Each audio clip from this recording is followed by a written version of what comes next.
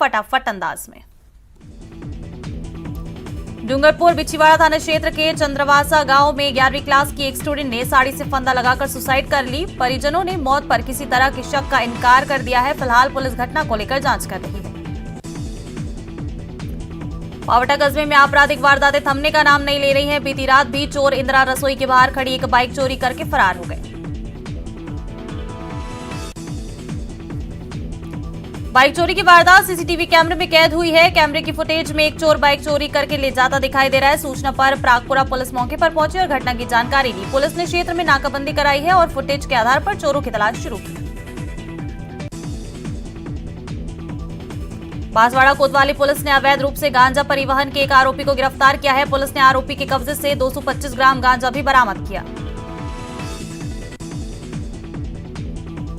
दौसा में पिछले 24 घंटे से जोरदार बारिश का दौर जारी है। सिकराई में 4 इंच बारिश दर्ज की गई और पानी निकासी नहीं होने के चलते नेशनल हाईवे 21 का पानी घरों की तरफ चला गया, जिससे अनेक मकान जलमग्न हो गए। वहीं हाईवे पर जलजमाव की स्थिति बन गई है। घरों में पानी भर जाने और आसपास के लोगों में आक्रोश देखने को मिला है। इसी दौरान भरतपुर से जयपुर जा रहे दौसा के प्रभारी मंत्री विश्वेंद्र सिंह को ग्रामीणों ने रोक लिया और समस्या से अवगत कराया। जवाहर अस्पताल में इस सीजन में पहली बार 2 मरीजों में डेंगू की पुष्टि हुई है। दोनों मरीज जैसलमेर से हैं। बारिश के बाद जगह जगह जलभराव के चलते मच्छरों का प्रकोप बढ़ गया है और उससे ये बीमारियां पनपने लगी। धौलपुर जिले के बाड़ी कस्बे में तहसीलदार की उपस्थिति में वैक्सीनेशन कार्य का आगाज किया गया। यहां लंबी बीमारी के बचाव के लिए स्वस्थ गायों का टीकाकरण किया गया और संक्रमित गायों का उपचार किया गया। उदयपुर में तेज रफ्तार ट्रेलर ने राह चलते युवक को टक्कर मार दी। सूचना पर गोकुंदा पुलिस और हाईवे पेट्रोलिंग की टीम मौके पर पहुंची। जिला अस्पताल ले जाते समय युवक ने बीच रास्ते में दम तोड़ दिया। नवरात्र के पवित्र दिनों में कोटा के लोगों की आस्था और मन हृदय में बसने वाली दार देवी माता के मंदिर में इन दिनों आस्था का ज्वार उमड़ने लगा है। नवरात्रि के एकम से नवमी तक यहाँ न केवल मेला लगता है बल्कि पूजा अर्चना, जागरण और भंडारे का विशेष आयोजन होता है। उदयपुर के सिटी रेलवे के सामने कच्ची बस्ती के लोग आज बिजली पानी कट जाने से आक्रोशित हो गए और बड़ी संख्या में सड़क पर जमा हो गए। सूचना मिलने पर मौके पर भारी पुलिस जाब्ता पहुंचा और लोगों से समझाइश की। सीकर शहर की नवलगढ़ रोड पर जलभराव की समस्या को लेकर आंदोलन कर रहे लोगों ने शनिवार को सरकार का विरोध करने और अपनी मांग मनवाने का अनूठा तरीका अपनाया। लोगों ने सड़क पर रक्तदान शिविर का आयोजन किया और अपनी मांगे प्रशासन और सरकार तक पहुंचाने की कोशिश की। राजसमंद जिले के भीम उपखंड के बरार कस्बे के बड़ा तालाब की पाल पर मछली ठेकेदार ने ड्रिल मशीन से छेद कर दिया। इसकी जानकारी मिलते ही ग्रामीणों में रोष व्याप्त हो गया। बड़ी संख्या में ग्रामीण तालाब की पाल पर पहुंच गए और प्रशासनिक अधिकारियों को मौके पर बुलाने की मांग करने लगे। लोगों को शानदार विला और आधुनिक कॉलोनी का सपना दिखाकर विला बेचने के बाद में क्षेत्र में वादे के अनुसार डेवलपमेंट नहीं करने का मामला सामने आया है। विला खरीदने वाले लोगों ने बिल्डर के खिलाफ कड़ी कार्रवाई कड़ी थाने में मुकदमा दर्ज कराया। अलवर शहर के सभी अस्पतालों में गमलों में फूलदार और फलदार पौधे लगाए जाएंगे। इसका मुख्य मकसद है कि मरीजों को अच्छा वातावरण मिल सके और सभी सरकारी अस्पताल प्राइवेट अस्पतालों से अच्छे दिखाई दें। जोधपुर में सदर कोतवाली थाना पुलिस क्षेत्र के कटला बाजार में ड्राई फ्रूट के व्यापारी की दुकान में देर रात 3 अज्ञात चोरों ने चोरी की घटना को अंजाम देते हुए केसर के डब्बे, चांदी के बर्फ और नकदी पर हाथ साफ किया। डूंगरपुर जिले के बिछीवाड़ा थाना क्षेत्र में नेशनल हाईवे 48 पर शिशोद में एक ट्रक के कट मारने से क्रूजर जीप अनियंत्रित होकर पलट गई। हादसे में जीप सवार एक व्यक्ति की मौत हो गई, वहीं 4 लोग घायल हो गए।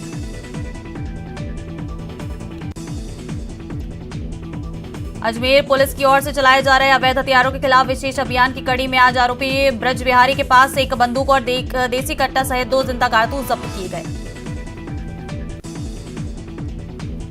आरोपी के पास से इन हथियारों को लेकर कोई अधिकार पत्र या फिर लाइसेंस नहीं मिला है, जिस पर आर्म्स एक्ट में मुकदमा दर्ज कर आरोपी को गिरफ्तार किया गया। आरोपी अवैध हथियारों के साथ सरसुरा से आगे जंगलों की तरफ जा रहा था।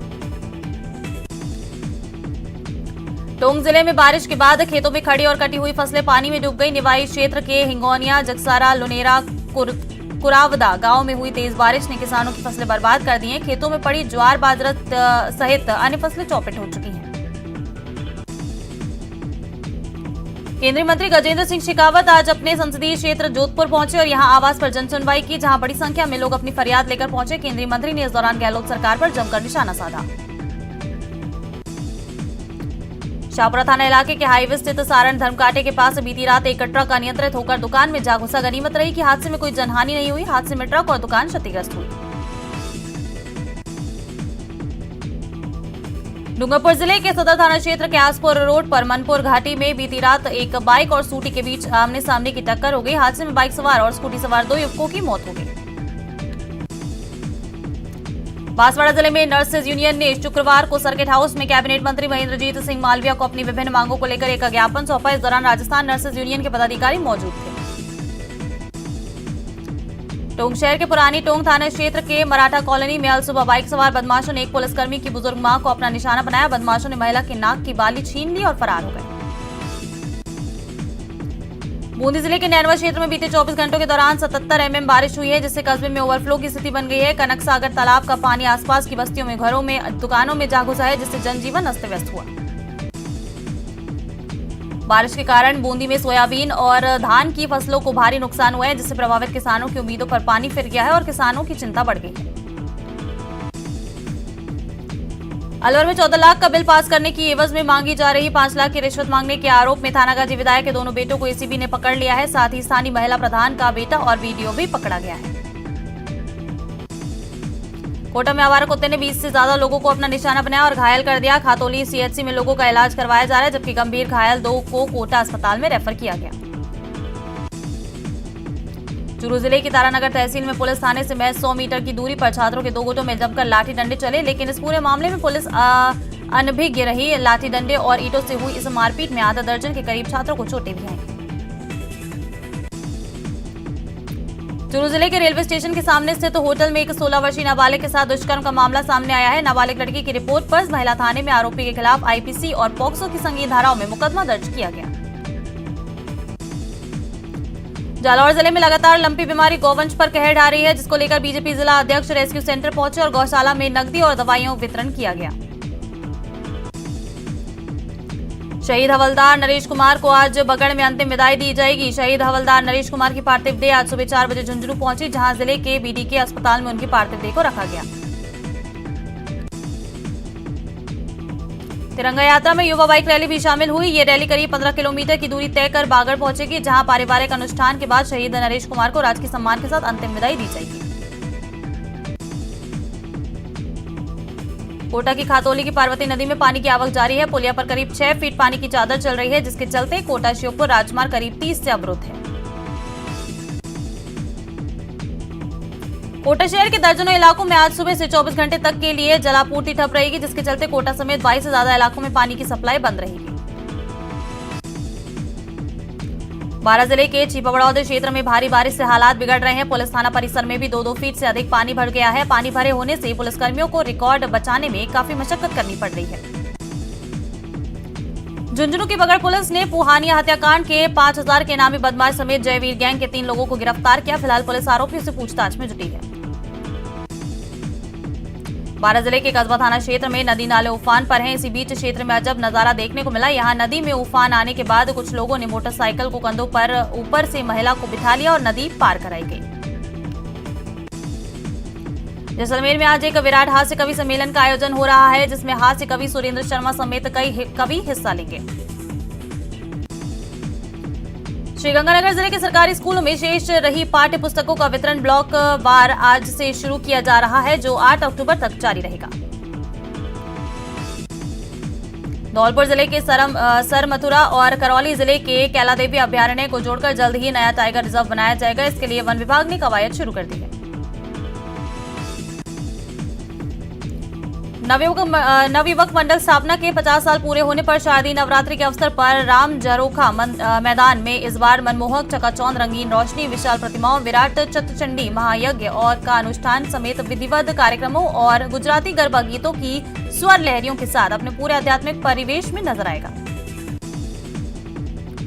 पिछले 5 दिनों से दौसा में कभी बूंदाबांदी तो कभी तेज बारिश का दौर देखने को मिला है। जिले में वर्तमान में करीब 70% किसानों की फसल खेतों में है और बारिश आने से किसानों की फसल खेतों में ही भीग चुकी है।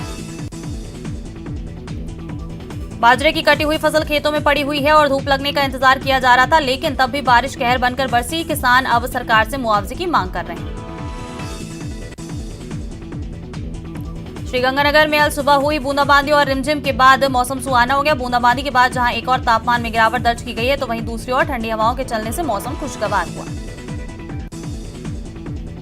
बारां जिले के सदर थाना क्षेत्र के मातना गांव से गुजर रही नहर में एक व्यक्ति का शव मिला। ग्रामीणों की सूचना पर मौके पर पहुंची पुलिस ने शव को कब्जे में लेकर अस्पताल की मोर्चरी में रखवाया।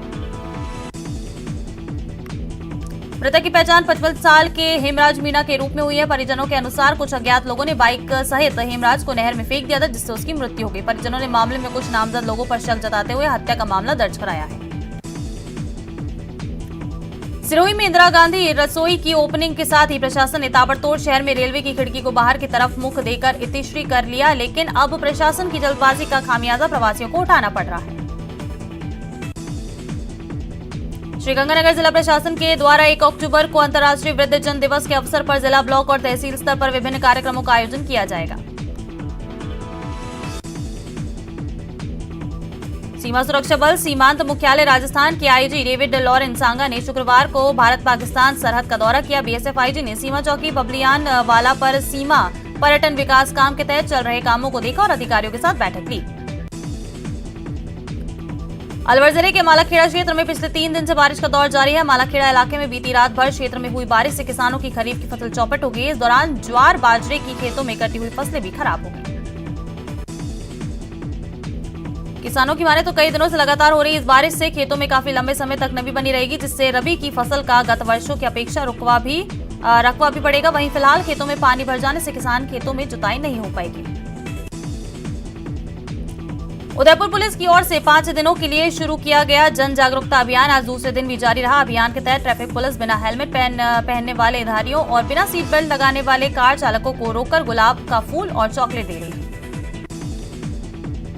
धौलपुर शहर से निकलने वाले नेशनल हाईवे संख्या 11B पर करीब 2 महीने से अत्यधिक जलभराव के चलते हाईवे किनारे बसी कॉलोनियों में रहने वाले लोगों को भारी परेशानी हो रही है। निचली मंजिल में पानी भरने से लोगों को समस्या हो रही है।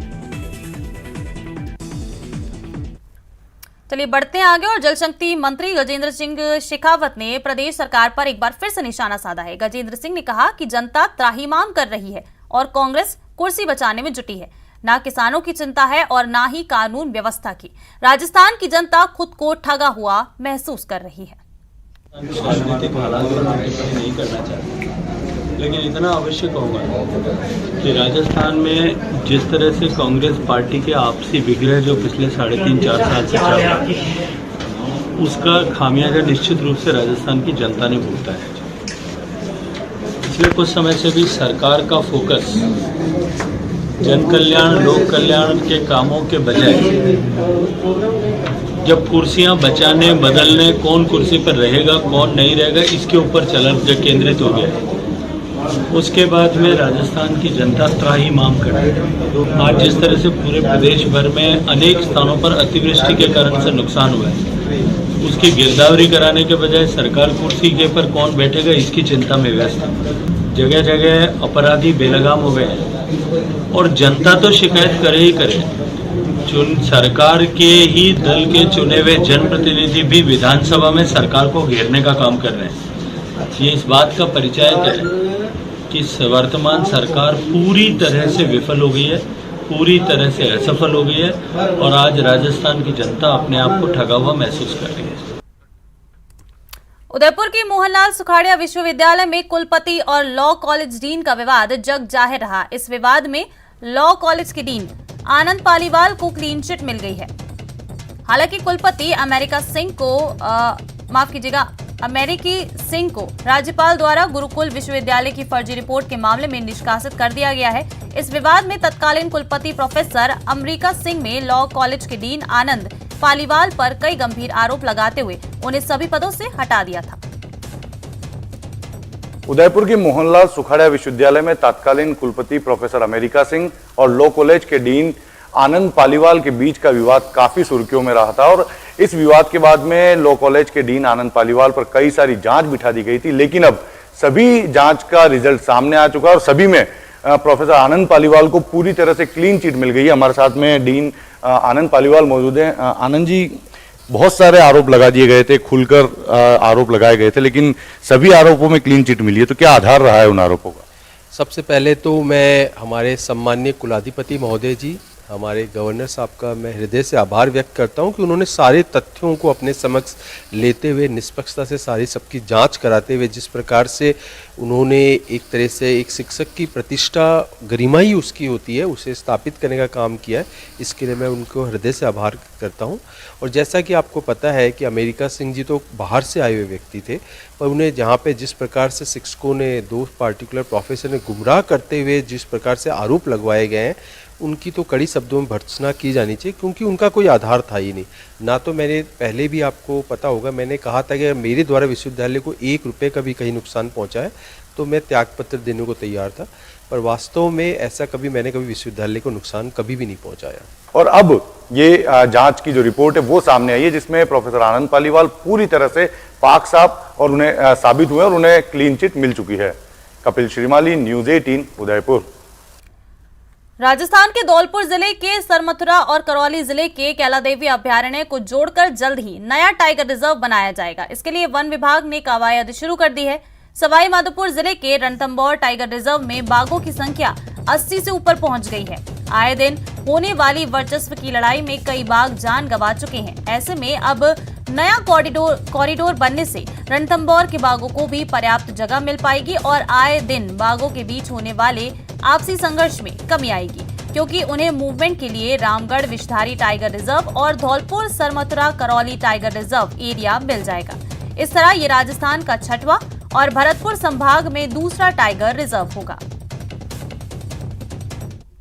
ऐसा है कि जब कोई टाइगर की एक टेरिटरी निर्धारित होती है तो उसमें टाइगर्स का उस टेरिटरी के अलावा और कहीं मूवमेंट नहीं होता है।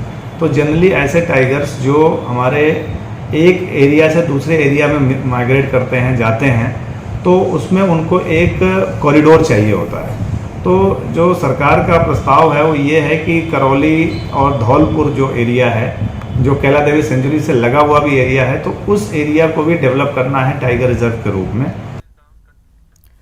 प्रदेश में पिछले कई दिनों से हो रही बारिश के कारण नदी नाले उफान पर हैं, कई मार्ग बंद हो गए हैं तो कई गांव कस्बे टापू बन गए हैं। वहीं जलभराव होने से कई जगह हालात बिगड़ गई है। शहर शहर बारिश की ये 6 तस्वीरें आपको टीवी स्क्रीन पर दिखा रहे हैं। बारा, कोटा, दौसा, धौलपुर, भरतपुर, जयपुर से ये 6 तस्वीरें हैं।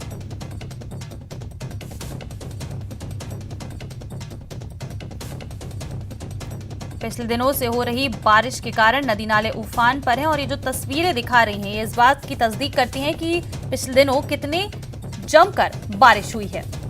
बता दें कि बारा में जोरदार बारिश की वजह से नदी नालों में उफान है। कई इलाकों में तो सड़क से संपर्क तक टूट गया है। हाल ये है कि इन नदी नालों को पार करने के लिए जान जोखिम में डालना पड़ रहा है। एक तस्वीर ये दिखा रहे हैं आपको, बाइक है, बाइक पर महिला सवार है और बाइक लोगों के कंधों पर है।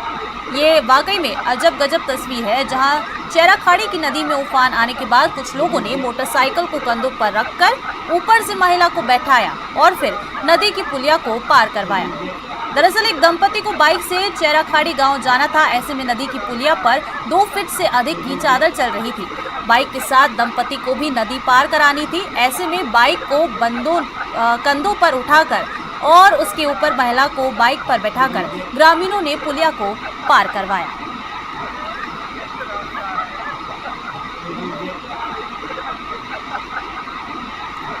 तो ये तस्वीरें आपको दिखा रहे हैं जहां नदी नाले उफान पर है और ये तस्वीरें जो हैं ये बताती हैं कि किस तरह से लोगों को जान जोखिम में डालकर अब पुलिया पार करनी पड़ रही है। यहाँ लोग हैं, बाइक है और बाइक पर महिला को बैठाकर ले जाया जा रहा था। आगे बढ़ते हैं और कोटा से ये खबर है, खातौली की पार्वती नदी में पानी की आवक जारी है। पार्वती नदी की पुलिया पर करीब 6 फीट की चादर चल रही है। करीब 30 घंटे से बता दें कि स्टेट हाईवे 70 अवरुद्ध है। कोटा श्योपुर राजमार्ग अवरुद्ध है। राजस्थान का मध्य प्रदेश से संपर्क कट चुका है। 2 राज्यों के बीच सेतु बनने वाली पार्वती नदी ने बता दें कि राह रोक रखी है। वहीं एमपी में भी बारिश हो रही है और इस बारिश का असर राजस्थान की पार्वती नदी पर दिख रहा है। बारां जिले के छीपा बड़ौद क्षेत्र में भारी बारिश से हालात बिगड़ रहे हैं। पुलिस थाना परिसर में भी 2-2 फीट से अधिक पानी भर गया है। पानी भरे होने से पुलिसकर्मियों को रिकॉर्ड बचाने के लिए काफी मशक्कत का सामना करना पड़ रहा है।